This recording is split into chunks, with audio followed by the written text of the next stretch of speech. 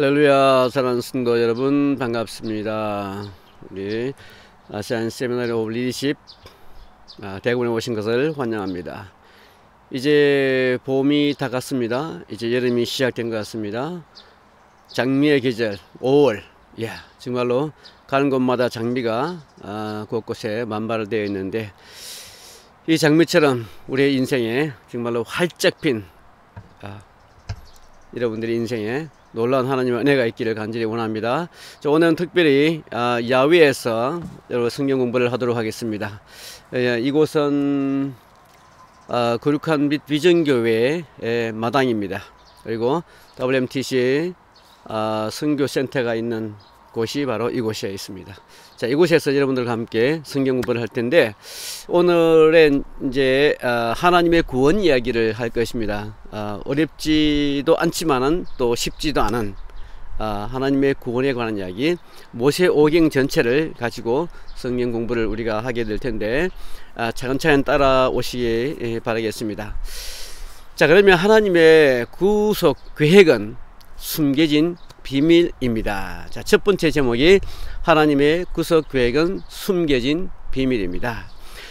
구약 성경에서 모형론적, 그게 타이플로지라고 그러죠. 모형론적인 방법으로 계시가 되고 있는데요. 신약에서 말씀이 육신이 돼요. 근데 보이지 않는 말씀이 보이는 형상으로 구체적으로 된 것이죠. 이것을 인카네이션이라고 그러죠. 우리 가운데 거하실 때 이 사실이 숨겨져 있었습니다. 이게 말씀이 있을 때는 숨겨져 있었던 거죠. 그리고 인카네이션 될 때 구체화된 것입니다. 골로새서 1장 26절은 이렇게 얘기합니다. 이 비밀은 만세와 만대로 감추어졌던 것이다. 비밀인 것이죠. 구약의 성도는 하나님의 계획을 멀리서 희미하게 보았습니다.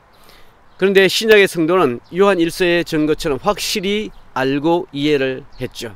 우리 눈에 본 바요 바라보고 우리 손으로 만진 바 이것을 생명의 말씀에 관하여 전파하노라 라고 기록하고 있죠.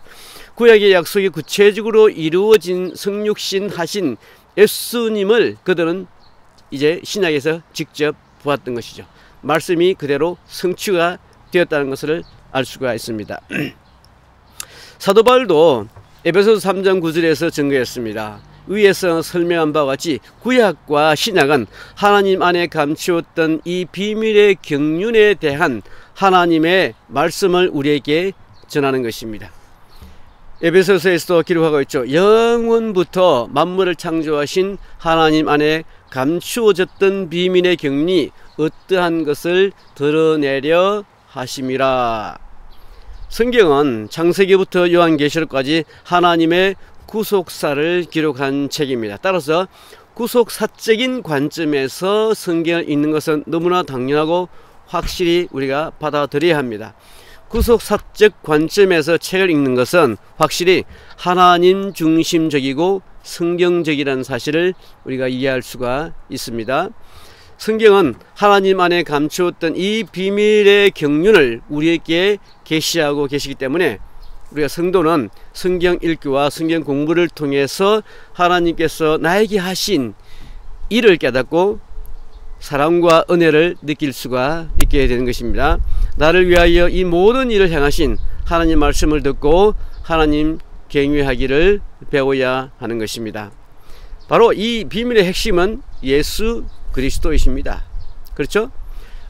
예수님께서 요한복음 5장 39절에서 말씀하고 있습니다. 너희가 성경에서 영생을 얻을 줄 알고 성경을 연구하고 성경도 공부하고 하는데 이 성경이 곧 내게 대하여 증언한 것이다. 그래서 성경의 모든 책의 초점은 바로 계시될 메시아 곧 그리스도인 것을 우리가 알 수가 있죠.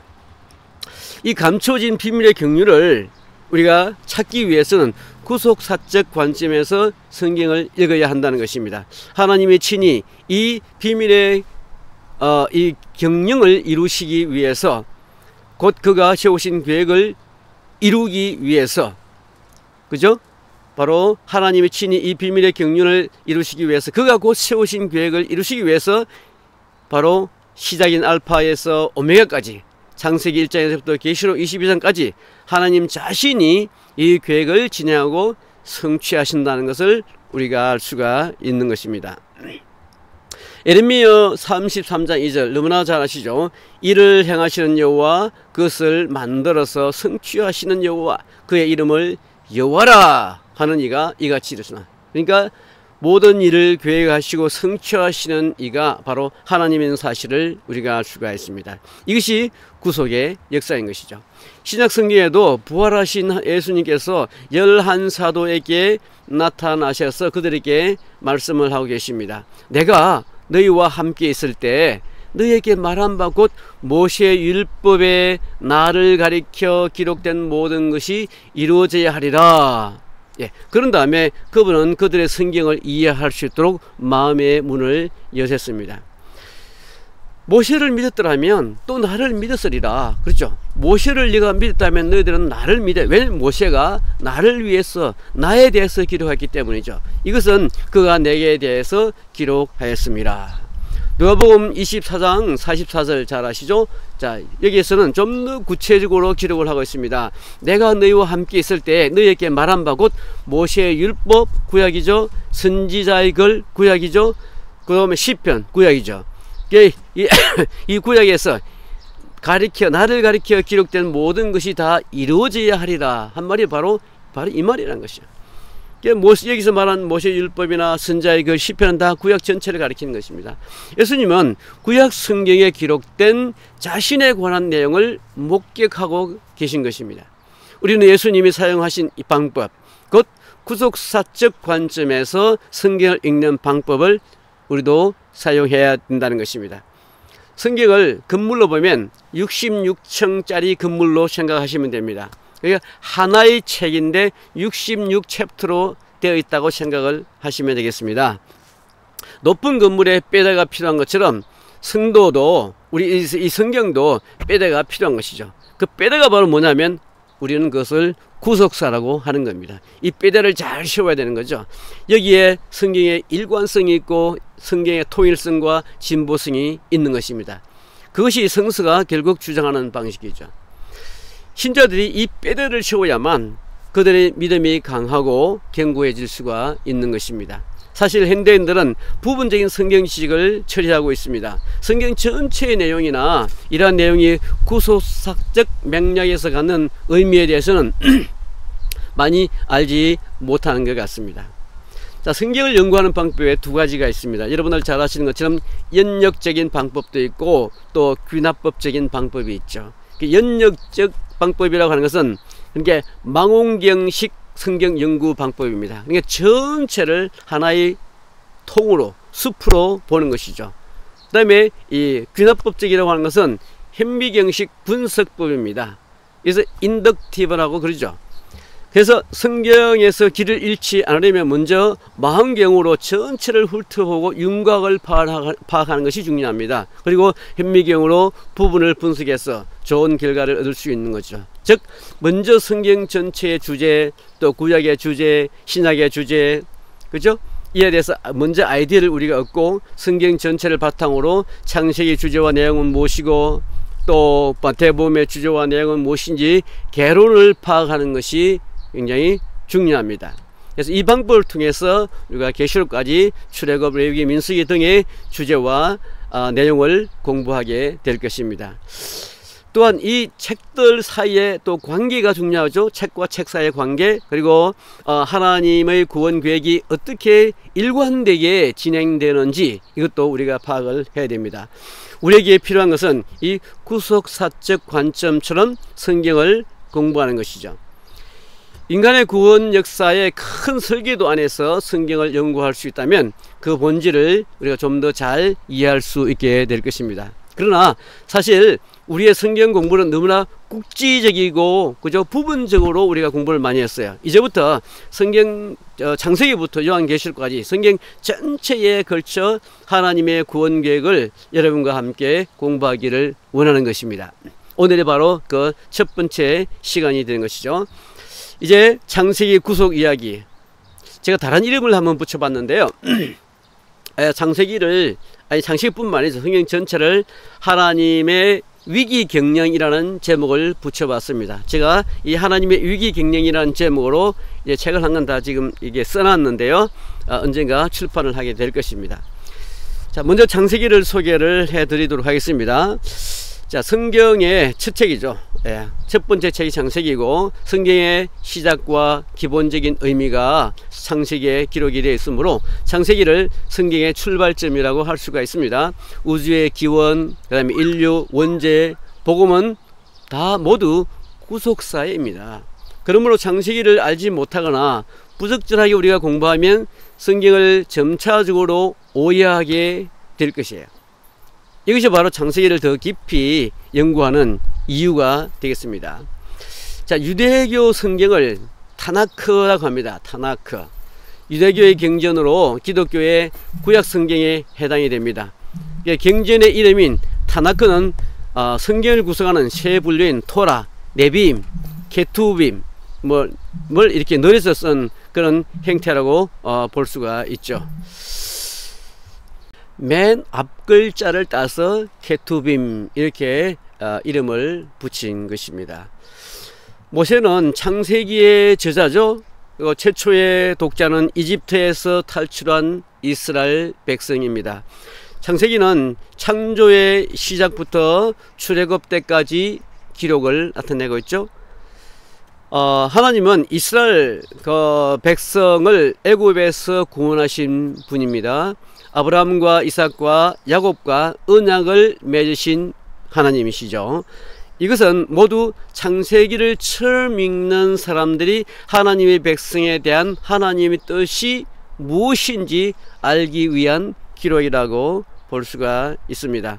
그래서 창세기를 읽을 때 사람과 사건 이야기를 단순히 인물이나 사건 중심의 이야기로 읽지 마시고 하나님이 자신의 뜻과 언약을 드러내시는 방법을 찾도록 그렇게 읽으셔야 한다는 것입니다. 성경은 하나님의 말씀을 기록한 책이죠. 인류 구원을 위한 책인 것입니다. 성경을 통해서 하나님의 뜻과 목적을 깨닫는 것이 중요한 것이죠. 그래서 성경을 읽으실 때 어떤 사건 중심에 너무 초점을 맞추지 마시고 사람에 너무 초점을 맞추시면 안 되는 것입니다. 사건이나 사람 그 뒷 배경에 있는 하나님이 성경 전체의 주제라는 것, 그리고 하나님이 주인공이라는 사실을 우리가 잊으면 안 됩니다. 하나님의 주권적인 능력의 역사는 창조 내용과 구원의 과정을 통해서 알 수가 있습니다. 일반적으로 창세기는 두 부분으로 나눌 수가 있습니다. 먼저는 창세기 1장에서 11장까지, 그 다음에 12장에서 50장까지 나눌 수가 있죠. 1장에서 11장은 창조 이야기 나오죠. 그 다음에 타락, 홍수, 바벨탑 4개의 사건이 등장합니다. 바벨탑의 내용을 우리가 말하고 그 다음에 창조에 있어서 하나님의 주권, 죄로 타락한 인류의 구원에 대한 하나님의 주권, 그리고 홍수와 바벨탑 사건의 심판에 있어서 하나님의 주권을 다루고 있는 것이죠. 자, 하나님의 주권 얘기를 지금 계속하고 있습니다. 성경을 하나님의 주권적인 관점에서 읽으시라는 것이죠. 두 번째, 이제 12장에서 50장까지는 4명의 사람이 등장합니다. 그리고 아브라함이죠. 이삭, 야곱, 요셉의 시대를 말해줍니다. 그 하나님의 목적을 위해서 사람들을 선택하는 그 하나님의 주권, 그리고 아브라함을 부르신 하나님의 주권, 이삭의 출생에 대한 하나님의 주권, 야곱에 대한 섭리의 하나님 나라의 주권, 그리고 요셉의 통치에 대한 하나님의 주권을 다루고 있는 것이죠. 그 네 인물을 통해서 하나님이 어떻게 역사를 이루어 가시는지 하나님의 그 주권에 관한 것에 초점을 맞추고 있는 것입니다.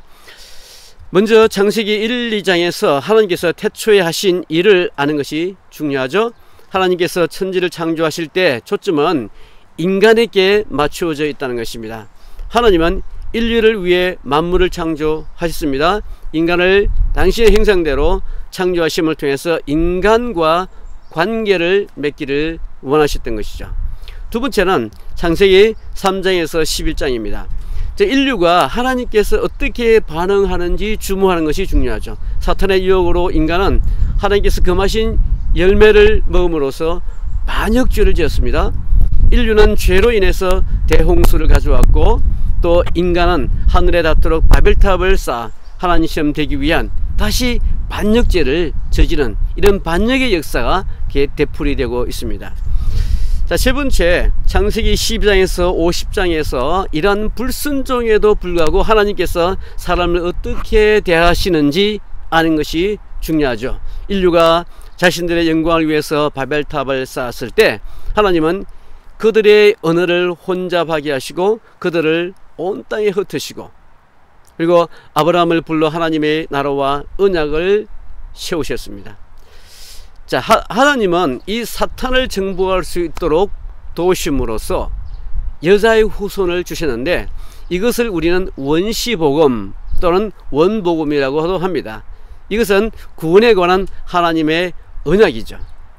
그러니까 이 언약은 하나님의 주권으로 말미암아 하나님께서 이루어 나가실 것입니다. 언약을 지키기 위해 하나님은 아브라함을 부르셨죠. 그리고 이삭과 야곱과의 약속을 계속해서 세워나가십니다. 이것들은 장시에 기록된 내용들이죠. 이 언약을 성취하기 위한 하나님의 열심을 우리가 성경을 통해서 보게 되는 것입니다.